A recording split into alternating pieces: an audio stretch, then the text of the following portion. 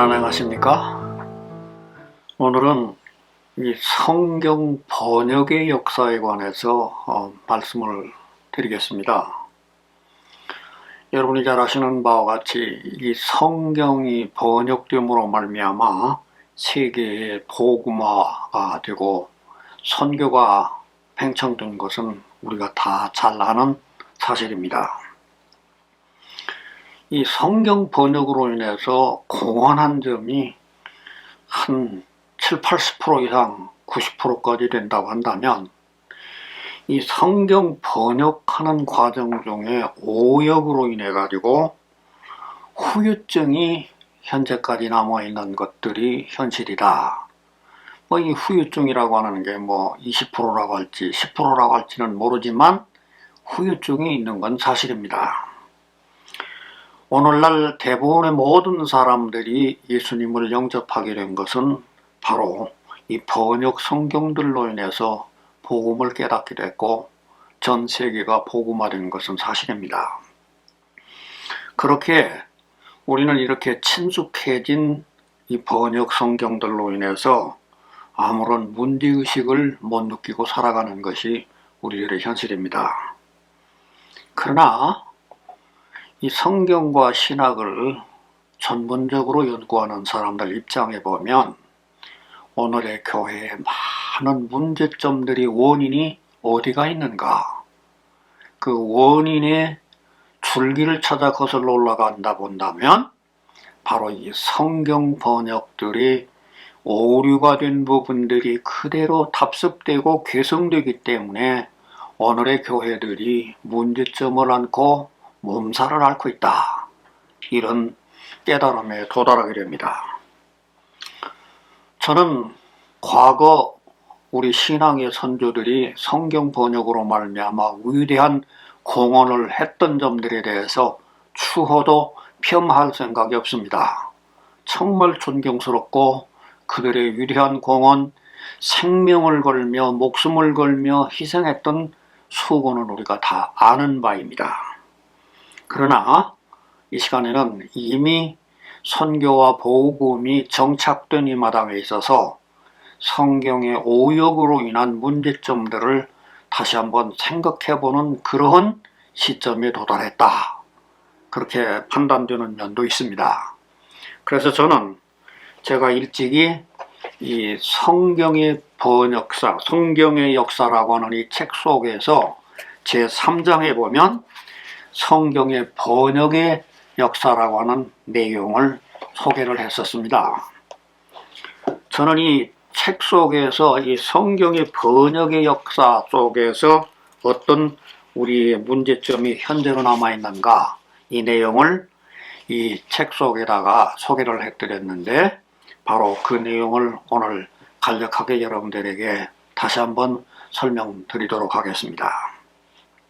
먼저 우리가 깨달을 귀중한 사실은 하나님이 최초에 사용하신 언어가 뭐냐라고 하는 사실을 알 필요가 있습니다. 하나님께서는 전 세계에 수많은 민족과 언어들이 있었음에도 불구하고 딱 두 가지만을 성경의 언어로 사용을 하셨습니다. 그 첫 언어가 구약 성경인 히브리어입니다. 여러분, 구약 성경은 최초에 기록된 모세의 오경으로부터 시작해서 맨 마지막까지가 전체가 히브리어 성경으로 히브리어 문자로 기록이 됐습니다. 물론 어떤 학자들이 지적하는 것처럼 다니엘서 일부가 아람어로 기록된 부분은 지극히 적은 부분도 있지만은 전체 구약 성경은 히브리어로 기록이 되어 있습니다. 그러면 그 당시에 히브리어밖에 없었기 때문에 하나님께서 히브리어를 사용하셨느냐? 천만의 말씀이 옵니다. 히브리 민족보다도 더 강대국이었던 저 애굽의 콥틱 언어가 있었습니다. 또 뿐만 아니라 바벨론의 아람어도 있었습니다. 또 그리스어가 이오니아 국가였던 그리스어가 더 막강한 문화를 창출하고 있었습니다. 인도의 힌두어도 있었습니다.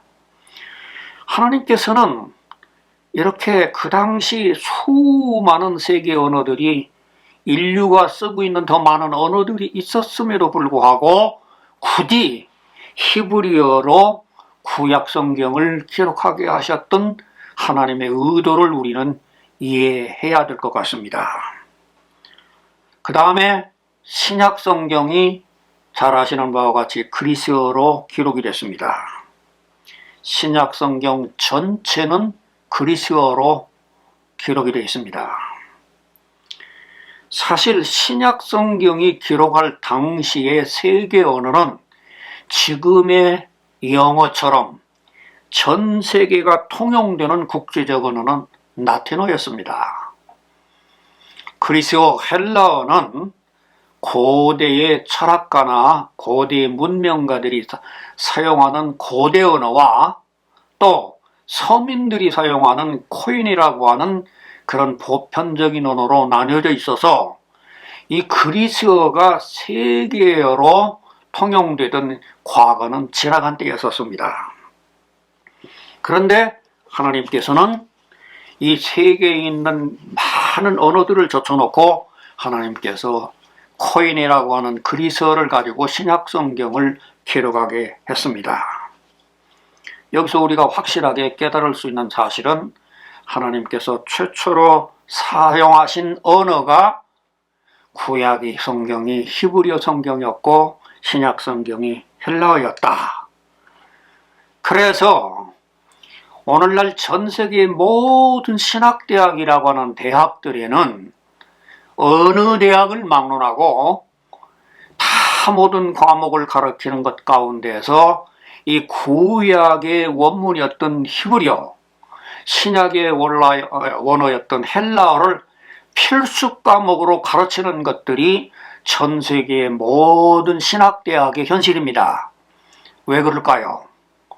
지도자가 되려고 한다고 하면 반드시 하나님께서 최초로 사용하신 히브리어라든지 헬라어를 기본적으로 알아야만 지도자가 제대로 될 수 있다 하는 것이 전 세계 신학대학의 공통적인 하나의 경향입니다. 그런데 이런 히브리어 성경이 아니고 헬라어 성경이 아닌 다른 언어들로 번역을 하면서 차츰차츰 문제가 생기게 되는데 이제 그 번역 성경들의 역사를 먼저 말씀을 드리고 그 다음에 번역 성경들이 도대체 뭐가 문제점이라고 말하는 거냐 라고 하는 것을 후반에 말씀드리도록 하겠습니다. 먼저 고대 성서, 우리가 역사 속에서 고대라고 하면 주전 2000년 전을 고대라고 얘기를 하지만 이 성경 번역의 역사 속에서는 영어 성경이 만들어지기 이전에 그 시대를 고대 성서 번역이라고 그렇게 이름을 붙여놓고 있는 걸 봅니다. 이 고대 성경 중에서 두 가지만을 한번 예를 들어보겠습니다. 고대 성경 중에 대표적인 성경 중 하나가 저 유명한 70인역이라고 하는 구약 성경 번역입니다. 이 70인역이라고 하는 성경은 주전 250년부터 150년까지 약 100여여간 동안 안에 구약 성경 24권을 번역을 한 건데 이 70인역이 구약 성경 24권을 39권으로 분류해서 번역을 만들어 놉니다. 그런데 이 70인역 번역 성경이 처음에 주전 250년경에 모세오경을 번역할 때에는 번역자들이 정말 추거적으로 잘 번역을 했어요. 그런데 이 초창기에 모세오경 이외의 구약 성경을 번역하는 사람들이 100여 년 동안 안에 70여 명이 계속 바뀌어져 가면서 번역을 완성하기 때문에 그 저자들이 누군지도 그 번역자들이 누군지도 모릅니다. 그래서 이 70인역을 연구하는 독일의 튜빙겐 대학은 100년 동안을 70인역의 저자들을 연구를 해내려고 밝히고 있지만은 아직도 밝혀내지를 못하고 있습니다. 왜 이게 중대한 얘기냐? 이 70인역 성경이 주전 250년부터 주전 150년까지 100년 동안 이루어지면서 헬라어 문법이 처음과 뒤가 다르기 때문에 아주 이 70인역이라고 하는 성경을 볼 때에 참 많은 이해가 어려운 그런 이제 70년 성경이 되는 겁니다. 이렇게 참 70인역 성경이 주전 150년경에 완성을 됨으로 말미암아 다른 언어들인 아람어를 한다든지 기타의 이 아람어 탈구어를 한다든지 다른 언어들로 구약 성경이 다른 언어들로 번역을 하게 됩니다. 그런데 이제 신약 성경의 저자들이 여러 명 있죠. 마태라든지 마가라든지 누가란다든지 요한이란다든지 바울이란다든지 베드로란다든지 이런 사도들 가운데에 그들이 사용하고 있었던 그 신약 성경을 기록하는 저자들 가운데에서 어떤 사람은 이런 70인역으로 번역된 성경을 사용하지 않고 자기들 유태인들이 가지고 있었던 히브리어 원문 성경을 사용하고 있었던 지금 우리 이 복음서란다든지 다른 서신에 있는 신약 성경 기록자들이 있는가 하면 그것이 아니고 70인역 그거를 헬라어로 번역한 성경을 가지고 대본 삼아서 우리들에게 이제 신약 성경을 기록한 성경이 있습니다. 그래서 우리 신약 성경에 보면 누가가 기록한 사도행전이란다든지 바울사도란다든지 히브리서란다든지 이런 성경들을 우리가 지금도 읽어보면 구약 히브리어 원전에서 구약 성경을 인용한 게 아니라 70인역을 번역한 번역 성경을 인용함으로 말미암아 참 문제들을 뒤따르게 하고 있는 것이 오늘날 이제 70인역을 뒤따랐던 영어 성경이나 한글 성경이나 전 세계 모든 성경들이 문제로 대두되고 있습니다.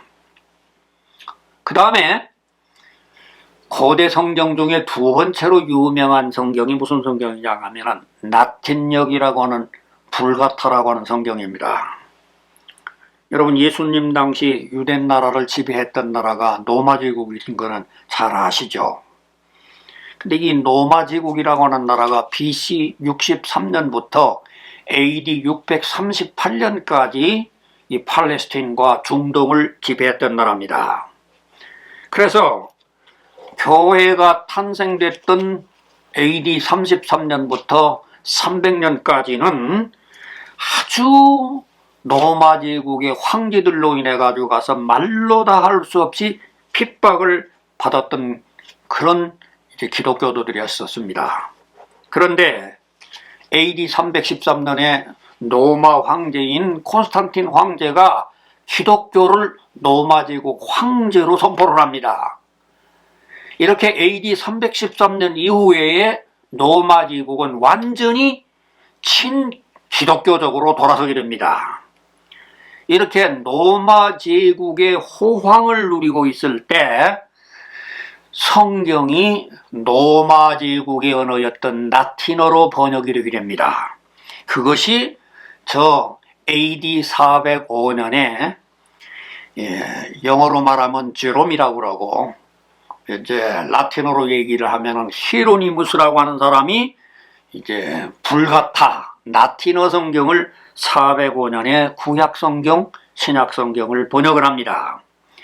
이렇게 405년 이후부터 라틴어 성경을 번역함으로 말미암아 이 라틴어 성경이 이제는 과거에 있는 헬라 성경이나 히브리어 성경보다도 로마 제국의 정치적인 붐을 타고서 세계의 하나의 성경으로 부각을 하는 게 되는데 이제 로마 카톨릭 교회는 이 라틴어 성경을 유일한 성경으로 합법적인 공인된 성경으로 인정을 할 뿐만 아니라 라틴어 성경이 아닌 다른 번역 성경을 못하게 금지를 시킵니다.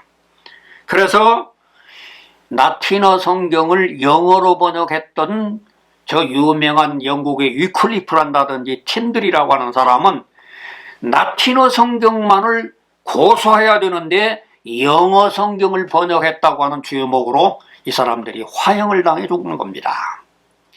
여러분, 참 놀라운 일입니다만 로마 카톨릭 교회는 1950년대까지 미사 때의 공용 언어가 라틴어였고, 그래서 이 라틴어 성경만을 공용으로 사용하게 했었었는데, 이 1950년도에 요한 23세가 전 세계 모든 나라들에게 이제 각 나라 언어로 성경을 번역하고 각 나라의 미사 때 자국어로 사용하게 함으로 말미암아 이제 성경이 일반화되는 단계까지 이르게 됩니다. 여러분, 조금 전에 말했습니다만 중세기 때 영어 성경을 번역했다고 하는 죄목으로 죽은 얘기, 참 생각하면 참 기가 막힌 얘기입니다. 여러분, 그 유명한 사람이 누구냐고 하면 옥스퍼드 대학의 교수였던 위클리프라고 하는 사람은, 이 사람이 성경을 번역했다고 하는 죄로 인해서 이 교수직에서 파직을 당합니다. 그리고는 이제는 저 시골에 가서 묻혀서 살다가 결국에 죽어요. 그런데 이 카톨릭 교회는 종교회의에서 죽어서 40여 년 된 위클리프라고 하는 뼈를 끄집어내 가지고 화염을 시켜서 그 뼈를 강물에다 뿌려버립니다. 왜? 라틴어 성경만을 고집해야 될 천주교 교리를 어기고 영어 성경으로 번역했다는 죄로 죽은 지 40년 된 위클리프를 이렇게 화형을 해가지고 불태워가지고 그 가루를 뿌리는 일이 카톨릭이 한 일입니다. 또 틴들이라고 하는 사람은 그가 국내에서는 도저히 성경을 번역할 수 없기 까닭에 독일로 가서 몰래 성경을 번역합니다. 그래서 독일에 가서 영어 성경을 번역한 다음에 번역한 성경을 옷가지란다든지 다른 물품으로 위장을 해가지고 와서 영국에다가 반입을 합니다. 그런데 이렇게 영어 성경을 번역한 틴들이라고 하는 사람이 카톨릭의 라틴어 성경을 위배하고 영어 성경을 번역했다는 죄목으로 인해 가지고 와서 이 사람이 수배를 당합니다. 그래서 유럽을 도망다니다가 드디어 네덜란드라고 하는 나라에서 붙잡혀 바로 이 틴들이라고 하는 사람도 화형을 당해 죽게 됩니다. 영국의 메리 여왕이라고 하는 여왕이 있습니다. 여러분 잘 아시는 헨리 8세라고 하는 헨리 8세가 영국의 국교인 성공회를 1534년에 만들었는데, 이 헨리 8세가 죽고 그의 아들 에드워드까지 영국 국교를 지키게 되다가 이 아들 에드워드도 죽자 메리 여왕이라고 하는 여왕이 영국의 왕이 됐어요. 그런데 자기 아버지 헨리 8세나 자기 남동생 에드워드가 영국 국교를 만들기 위해서 카톨릭하고 분리되는 영어 성경을 번역하도록 장려해서 많은 성경을 번역한 학자들이 나옵니다. 그런데 이 메리라고 하는 여왕이 어떡합니까? 자기 아버지를 도와서 자기가 믿는 카톨릭 신앙을 배신하고 영어 성경을 번역했다고 하는 죄악으로 300명이라고 하는 학자들을 다 죽여버립니다. 참 끔찍한 얘기입니다. 여러분, 카톨릭이라고 하는 교회는 200년간 십자군 전쟁을 일으켜서 종교재판이란다든지 마녀사냥이라고 하는 죄목을 가지고 카톨릭과 다른 것 주장을 하거나 카톨릭과 다른 책을 쓰는 사람들은 전부 다 죽입니다. 그래서 이 카톨릭 교회라고 하는 교회가 1000년 동안 교회 역사 가운데서 용서받을 수 없는 수많은 죄악을 저질렀던 것을 우리는 기억해야 될 줄로 압니다. 그 다음에 이제는 근대 성경을 여러분에게 고대 성경 다음에 근대 성경의 번역의 역사를 말씀드려 보겠습니다. 여기서도 저는 수많은 걸 있지만 두 가지만 설명을 드리도록 하겠습니다. 하나는 1560년의 제네바 성경이라고 하는 성경입니다. 바로 이 제네바 성경이라고 하는 것은 영국의 메리 여왕이 성경 번역한 사람들은 300명이나 죽이는 이 잔악한 피해 여왕 메리의 잔혹에 탈출을 해서 학자들이 독일로 가기도 하고 스위스로 가는 사람들이 이 사람들이 찾아간 곳이 어디냐고 하면은 제네바에 저 칼빈이 종교개혁을 했던 그곳으로 찾아갑니다. 그런데 그 당시에 칼빈은 죽고 그의 제자 베자의 도움을 받아가지고 이 사람들이 다시 영국에 실패를 했던 그 영어 성경을 번역을 하게 되는데, 이때에 이 제네바라고 하는 것은 영국에서 있는 핍박받는 사람도 제네바로 오고, 프랑스에서 핍박받는 사람들도 영국으로 오고 제네바로 오고, 독일에서 핍박받는 사람, 이탈리아에서 핍박받는 사람들이 전부 제네바만 오면 거기서 보호를 받는 거예요. 이 국제도시에서 아무 정치적인 영향력을 받지 않기 때문에 이렇게 국제 모든 종교적인 피난들을 중심으로 해서 보호처를 만들어준 것이 칼빈이라고 하는 사람이 제네바 개혁을 하면서 이룬 공헌이라고 할 수가 있습니다. 그런데 여기에서 칼빈이 죽고 난 다음에 제네바에서 영국에서 피난 온 사람들이 우리가 이렇게 있을 수가 없으니까 우리가 여기서 성경을 번역하자. 그래서 이들이 성경을 번역하게 되는데 이 성경 이름을 제네바 성경이라고 합니다. 그런데 왜 이 제네바 성경을 제가 여러분에게 설명드리냐고 하면 신구약 성경 중에 바로 1560년도 제네바 성경 가운데서 최초로 장, 절이 구별이 됩니다. 여러분, 오늘 우리는 모든 성경들이 장절이 구별되어 있죠? 그런데 본래에 기록되어 있던 성경의 모든 원문들은 책 제목만 있을 뿐 장절이 없어요. 그런데 오늘 현재와 같은 이렇게 무슨 이게 사도행전 몇 장 몇 절이다, 로마서 몇 장 몇 절이다, 이 장절을 구별해 놓은 게 누구냐고 하면 바로 프랑스의 인쇄업자였던 에티엔느, 이 사람을 스테파누스라고도 부릅니다만은 이 사람이 프랑스에서 자기가 인쇄업을 하면서 성경 번역 작업을 하다가 이게 성경 번역하는 게 카톨릭에 의해 가지고 가서 제지를 받고 압수를 받고 핍박을 받으니까 이 사람이 도망을 와가지고 제네바로 도망을 왔어요. 그래서 제네바로 도망을 와서 거기서 이제 베자의 도움을 받아가지고 성경을 번역하면서 그 에티엔느가 오늘처럼 우리들에게 각 성경의 장과 절을 분류를 했다고 하는 얘기입니다. 이 에티엔느의 아들의 말에 의한다고 하면 자기 아버지는 무슨 근거로 가지고 성경의 각 장을 분류를 하고 절을 분류를 했는가? 이 아버지는 말 타고 다니면서 기분 나면은 여기 구절하고 저기 구절 이렇게 분류해 놓은 것이 오늘날 우리 성경이라는 얘기입니다. 어찌됐든 이 제네바 성경이 최초로 장절이 나오자마자 140판이라고 하는 엄청난 폭발적인 인기로 전 유럽 세계에 성경을 보고하게 됩니다. 바로 이런 제네바 성경을 그대로 답습한 것이 1611년에 킹 제임스라고 하는 성경이 됩니다.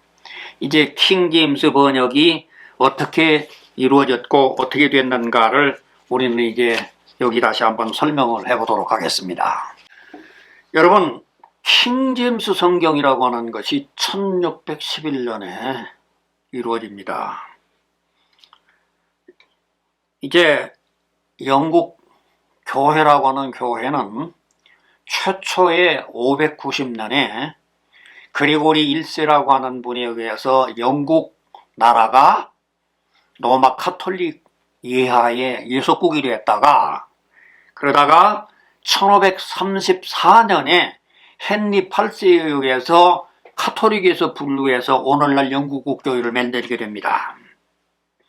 그런데 이 헨리 8세가 조금 전에 말씀드렸던 그런 헨리 8세가 영국 국교를 만들어 놓고 그 다음에 아들 에드워드가 계승을 했는데 그 에드워드가 오래 못 살고 메리 여왕이라고 하는 이 헨리 8세의 딸이 가톨릭으로 돌아갔는데, 그 다음에 마지막으로 헨리 8세의 딸이었던 엘리자베스라고 하는 여자가 처녀왕으로 왕위를 계승을 했어요. 근데 이 처녀왕이라고 하는 엘리자베스 여왕이 처녀로 종신직을 하고는 후손을 못 남기고 죽어요. 그런데 어떻게 이 왕통을 계승할 수가 없기 때문에 이때에 어떤 일이 생기냐고 하면, 바로 헨리 8세의 아버지였던 헨리 7세의 딸이 스코틀랜드의 메리 여왕이 되고, 메리 여왕의 아들이 제임스 6세라고 하는 스코틀랜드 왕이 있었어요. 그래서 이 엘리자베스 처녀왕이 죽고 난 다음에는 스코틀랜드에 있는 제임스 6세를 스코틀랜드와 잉글랜드를 합병을 해가지고 대영 제국의 제임스 1세로 만듭니다. 그런데 이 제임스 1세라고 하는 사람은 어떤 사람이냐? 참 그 개인적으로 바라본다고 하면 굉장히 똑똑한 사람이에요. 그래서 그 사람이 무엇을 믿냐고 하면 왕권 신수설, 루이 14세와 바로 이 제임스 1세라고 하는 사람이 유럽에서 두 사람만이 왕이라고 하는 것은 이 세상에 하나님이 주신 법이라든지 자연법이라고 하는 것은 순종을 하지만 인간들이 지켜야 만들고 인간들이 만든 모든 법률은 이 왕인 하나님이 권세를 줬기 까닭에 이거는 우리가 초월해도 좋다, 이렇게 주장한 사람이 두 사람이 있는데 제임스 1세와 루이 14세 두 사람이었어요. 그런데 이 사람이 자라는 배경이 장로교에서 자랐어요. 스코틀랜드에서. 그런데 이 사람에게 이 스코틀랜드에서 장로에서 자랐다가 영국하고 왕이 됐기 때문에 많은 청교도들 생각에는 제임스 1세가 스코틀랜드에서 그렇게 장로교 분위기에서 자랐기 까닭에 아마 우리 청교도들만 이해할 것 아닌가. 그래서 이 제임스 1세를 만나가지고 가서 여러 요청을 한 것 가운데 저 유명한 캠브리지 학장이었던 레이놀즈라고 하는 분이 청교도 대표로서 이제 킹 제임스 왕에게 요청을 합니다. 폐하, 우리 성경을 번역하는 게 좋겠습니다. 그래서 허락돼 가지고 번역된 성경이 바로 킹 제임스라고 하는 성경입니다. 이때 번역 성경 위원들이 54명이 위촉이 됐는데 실제 참여한 사람들은 47명만 이 성경 번역에 참여를 합니다. 그런데요, 이 성경 번역자들이라고 하는 47명들 가운데 일부는 영국 성공회를 믿는 영국 성공회 신학자, 일부는 청교도 장로교를 믿는 청교도 신학자, 일부는 가톨릭을 믿는 예수의 신부, 일부는 평신도였던 하나의 종교주의자, 이런 사람들이 세 개 그룹으로 나눠 가지고 가서 번역한 성경이 킹 제임스 성경인데, 그 성경을 이 모든 번역한 사람들이 헌정을 합니다. 제임스 왕에게. 그래서 헌정을 함으로 말미암아 이 성경책 이름이 킹 제임스 성경이 1611년에 된 겁니다. 그런데 이때 놀라운 일이 생깁니다.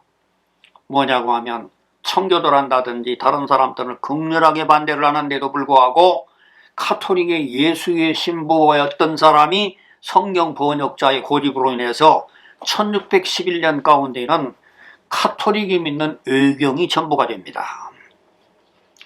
그래서 이 성경이 그렇게 해서 태어난 것이 바로 이 흠정역 성경이라고 하는 성경인데, 이 흠정역 성경을 한 200년 동안 아주 폭발적으로 인기를 얻게 됩니다. 그래서 영국뿐만 아니라 유럽에 많은 인기를 얻었는데, 점점 이 킹 제임스 성경을 보는 모든 학자들 가운데 문제를 발견해 가지고 200년이 지난 다음에 1885년에 영국에서 학자들 65명이 다시 흠정역을 다시 개역을 하고 개정을 한 것이 개정성경이라고 하는 성경이 나옵니다.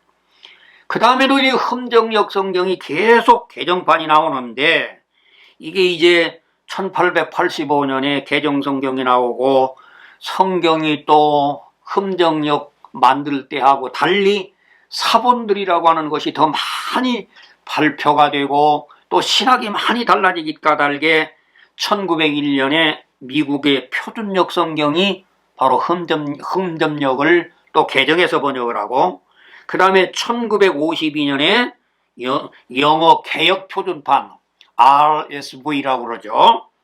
그렇게 번역이 되고, 또 최근에는 1978년에 NIV라고 하는 성경이 번역이 되면서 계속적으로 영어 성경이 번역되는 그런 역사를 계속을 합니다. 그러면 한글 역사, 한글 성경은 언제 번역됐느냐? 우리 한글 성경은 최초로 번역된 성경이 1937년에 선교사들에 의해서 번역된 성경을 개역 성경이라고 합니다. 이 1937년은 이 선교사님들이 노력에 의해 가지고 가서 번역한 성경이에요.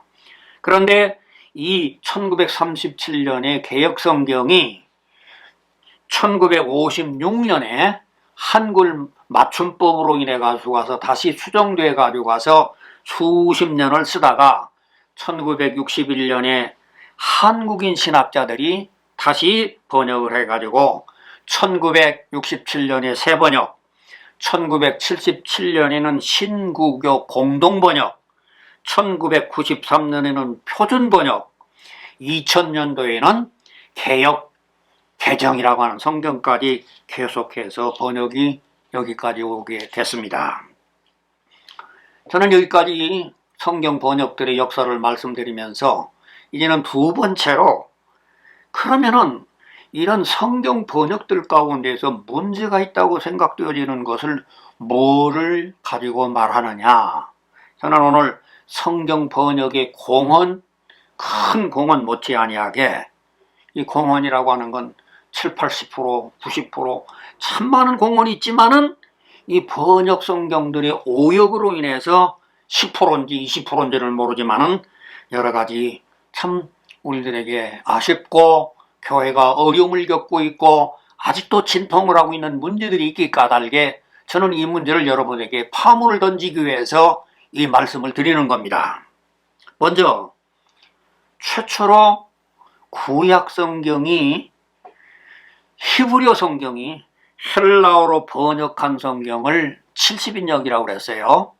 그게 주전 250년부터 150년 사이에 이루어졌던 최초의 구약 성경을 헬라어로 번역한 성경입니다. 그런데 이 구약 성경을 헬라어로 번역하는 그 70인역 가운데에서 구약 성경에 나오는 회중이라고 하는 단어가 있어요. 출애굽기 12장 3절에 보면 이런 말이 있습니다. 너희는 이스라엘 온 회중에게 말하여 이르라. 그 다음에 출애굽기 16장 1절에도 이스라엘의 자손이 온 회중이 엘림에서 떠나, 또 레위기 19장 2절에도 너는 이스라엘 자손의 온 회중에게 말하여 이르라. 이렇게 회중이라고 하는 말이 구약 성경 가운데 한 30여 배 쓰여져 있는데, 그 회중이라고 하는 히브리 말은 카할이라고 하는 말입니다. 그런데 이 구약 성경의 카할이라고 하는 회중이라고 하는 단어를 70인역 헬라어로 번역을 할 때에 이게 각각 다른 언어로 번역을 해놨다는 얘기입니다. 그게 이제 오늘 우리 성경 가운데서 그대로 나타나는데, 여러분들 한번 성경 가운데 있는 가운데 사도행전 7장을 한번 찾아보시기 바랍니다. 사도행전 7장 38절에 이런 말씀이 있습니다. 시내산에서 말하던 그 천사와 우리 조상들과 함께 광야 교회에 있었고, 여기 사도행전 7장 38절에 광야 교회라고 하는 말이 나와요. 그런데 이 광야 교회라고 하는 단어가 무슨 단어냐고 하면 헬라어 에클레시아라고 하는 단어예요. 그런데 똑같은 에클레시아라고 하는 단어가 사도행전 19장 32절에 보면 어떤 이는 이런 말을 하니 모인 무리가 불란하여. 이 모인 무리, 똑같은 원문은 에클레시아인데 여기 32절에는 모인 무리라고 번역을 합니다. 그 다음에 39절에는 정식으로 민회해서 결정할지라. 이 민회라고 하는 말도 원문은 에클레시아인데 민회라고 번역을 합니다. 41절에 그 모임을 흩어지게 아니라 이 모임이라고 하는 말도 에클레시아라는 말인데 모임이라고 하는 말로 번역을 해놔요. 여러분, 이렇게 최초에 번역했던 70인역 성경이라고 하는 성경이 히브리어 원전을 헬라어로 번역하면서 틀리게 번역을 해놓은 것이 이게 70인역 성경을 그대로 나타나고 있는데, 이 70인역 성경에 오역된 거를 킹제임스 성경하고 한글 성경이 그대로 반복을 하고 있다는 얘기입니다. 여러분, 앞서 제가 말씀드린 가운데 영어 성경 가운데 얼마나 권세 있는 이 킹제임스 성경이 1611년에 써져 있는데, 여기 사도행전 7장 38절을 갖다가 뭐라고 그러냐면 The church in the wilderness, 광야에 있던 교회. 이 광야에 있던 교회라고 하는 말은 이거는 70인역이 번역하는 말이지 원문에 있는 얘기하고 다른 얘기입니다. 또 사도행전 19장 32절에 에클레시아라고 하는 말인데 킹제임스는 뭐라고 그러냐면은 assembly, 모인물이라고 그랬어요. 또 사도행전 19장 39절 원문에 에클레시아라고 하는 말을 킹제임스가 assembly, 또 사도행전 19장 41절에 에클레시아라는 말을 assembly. 제가 말씀드리는 이유는 그겁니다. 번역 성경이라고 하는 거는 복음을 전달하고 많은 사람들을 선교하는데 좋은 점이 있지만, 이런 문제로 인해서 어떤 문제가 있느냐? 사도행전 7장 38절에 광야 교회라는 말을 가지고 개신교 사람들은 뭐라고 얘기했냐면은 구약시대 때에도 교회가 있었다고 하는 엉뚱한 주장을 하게 되더라는 얘기입니다. 또 이제 더 예를 들어 알아보겠습니다. 구약 성경에 있는 말씀 가운데 이사야 14장의 12절 가운데 이런 말씀이 있습니다. 너 아침의 아들 계명성이여 어찌 그리 하늘에서 떨어졌으며. 여기 이사야 14장 12절이 히브리 원문은 헬렐이라고 하는 말입니다. 이 원문은 계명성이라고 하는 말이 맞아요. 그런데 이 계명성이라고 하는 헬렐이라고 하는 말을 405년에 라틴어 성경을 번역했던 제롬이라고 하는 사람이 불가타에다가 뭐라고 그랬냐면 루시퍼라고 번역을 해놔요. 이 루시퍼라고 하는 것은 이스라엘 사람들의 하나의 신화에 거명되고 있는 하나의 신화를 얘기하는 겁니다. 그런데 이 405년에 라틴어에 써져 있는 루시퍼라고 하는 것을 킹제임스 성경이 1611년에 그대로 옮겨놉니다. 그 후에 1885년에 이 킹제임스 이후에 200년 후에 영국인 학자 65명은 바로 이 이사야 14장 12절에 있는 이 말이 루시퍼가 잘못됐다, 그래서 계명성이라고 하는 것을 고칩니다. 그런데 1611년에 킹제임스주의자들은 그 계명성이 아니고 루시퍼라고 하는 것을 지금까지 고집하고 있는 그런 상태에 있습니다. 또 하나를 더 예를 든다고 보면은 신약 성경의 사도행전의 12장에 보면,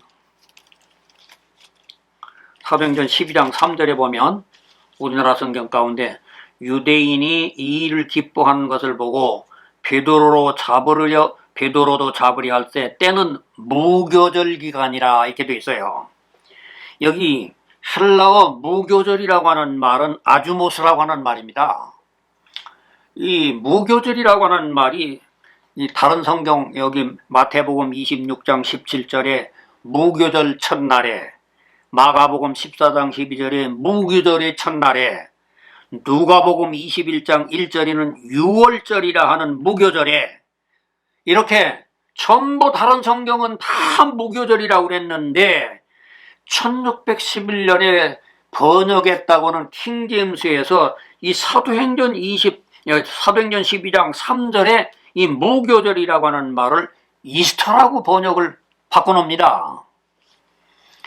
여러분, 이스터라고 하는 이것은 아수르의 여신 이스타루의 변화된 이름을 가져가서 최초로 킹제임스 성경이 이스터라고 하는 말을 만들어 놓고 오늘날까지, 그래서 부활절이라고 하는 것이 이스터가 된 것이 바로 1611년에 이 킹제임스 성경에 의해서 오늘날까지 우리들에게 이루어져 오고 있다는 얘기입니다. 한국 성경은 어떨까요? 한국 성경이라고 하는 것은 우리나라 모든 선교사들이라든지 학자들이 먼저 중국 성경을 그대로 본받아 가지고 와서 그대로 오늘 우리들에게 영향을 줍니다. 그래서 창세기라고 하는 말은, 이 원문에 있는 베레시트라고 하는 이 말은 무슨 말이냐면 최초의 시간이라고 하는 말이에요. 그런데 창세기라고 하는 말은 한문이 만든 하나의 뜻글자의 얘기입니다. 또 사사기라고 하는 말은 원문은 소페팀이라고 하는 말인데, 이 말은 군사와 사법 지도자라는 뜻입니다.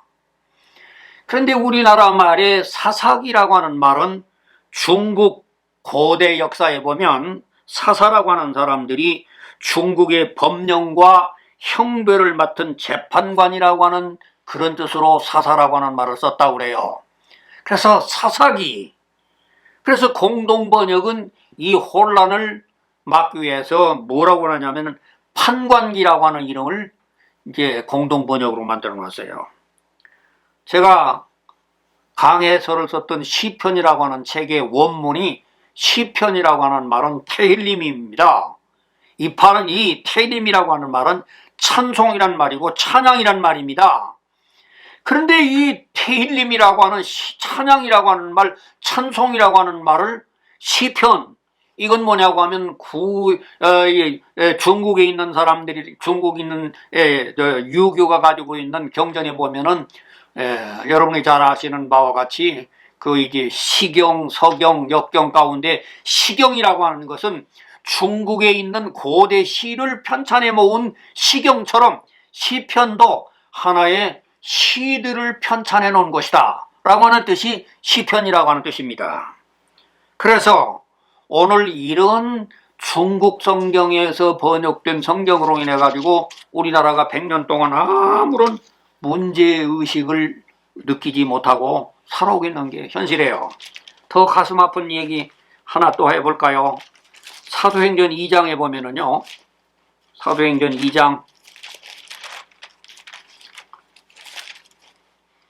38절에 이런 말씀이 있습니다. 베드로가 이르되 너희가 회개하여 각각 예수 그리스도의 이름으로 침례를 받고 죄사함을 받으라. 그리하면 성령을 선물로 받으리니. 여기 이 성경 가운데 있는 이 말은 무슨 얘기냐면, 너희가 회개해서 예수 그리스도의 이름으로 침례를 받고 죄사함을 받으면 성령을 받는다는 얘기거든요. 근데 이제 원문 성경에는 그런 뜻이 아닙니다. 이 원문 성경의 얘기는 너희들이 회개해서 죄사함 받고 주님 뜻대로 살겠다고 하는 사람들이 침례를 받고 나면 그 사람이 장차 성령도 받을 수 있다. 그런 뉘앙스를 주는 얘기인데, 이 번역 성경대로 바라보면은 마치 사람들이 회개하고 예수 그리스도의 이름으로 침례 받으면 죄사함 받는다고 하는 이 얘기는 가톨릭 교회가 세례 받으면 죄 용서 받는다고 하는 세례 중생론의 교리가 여기 사도행전 2장 38절 가운데에 영국 성공회의 신학자들이 반영됐다는 얘기입니다. 참 기가 막힌 얘기 아닙니까? 또 우리 성경 가운데에서 데살로니가전서 5장 19절에 있는 내용이 이런 말씀입니다.